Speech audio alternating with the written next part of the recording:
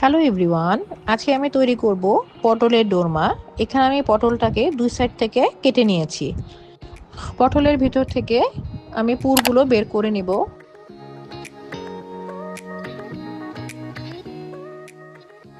এভাবে আমি প্রত্যেকটি পটল তৈরি করে নিব। এখানে আমি এখন একটি পুর তৈরি করে নিব। এটার জন্য পটলের ভিতর থেকে আমি যে বিচিগুলো বের করেছি সেটা, সাথে নারকেল এবং চিংড়ি মাছ দিয়ে এটাকে আমি একটা মিক্সিতে দিয়ে ব্লেন্ড করে নিব। একটি পেস্ট তৈরি হয়ে গেছে। একটি পাত্রে তেল দিয়ে কুচি করে রাখা পেঁয়াজগুলো আমি এখানে দিয়ে দিচ্ছি। এখানে আমি 1 কাপের মতো পেঁয়াজ কুচি ব্যবহার করেছি, আর সাথে দিয়ে দিচ্ছি কাঁচামরিচ কুচি।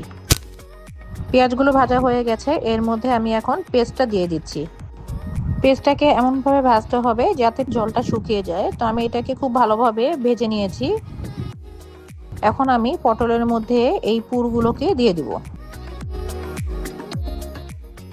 এখন ওই একই পাত্রে আমি তেল দিয়ে এর মধ্যে আমি দিয়ে দিচ্ছি পেঁয়াজ বাটা, রসুন বাটা, আদা বাটা। এখন সামান্য জল দিয়ে আমি এখন মশলাটাকে কষিয়ে নেব। দিয়ে দিচ্ছি জিরে গুঁড়ো এবং হলুদ গুঁড়ো, কাঁচামরিচ বাটা, দিয়ে দিচ্ছি শুকনো মরিচ গুঁড়ো আর স্বাদ মতো লবণ। এখন এর মধ্যে পুর ভরা পটলগুলো দিয়ে দেব।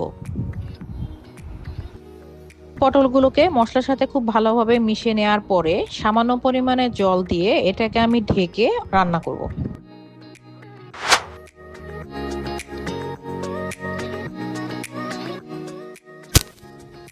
রান্না হয়ে গেল মজাদার পটলের দোরমা। আমার ভিডিওটি যদি আপনাদের ভালো লেগে থাকে কাইন্ডলি শেয়ার করবেন। ধন্যবাদ।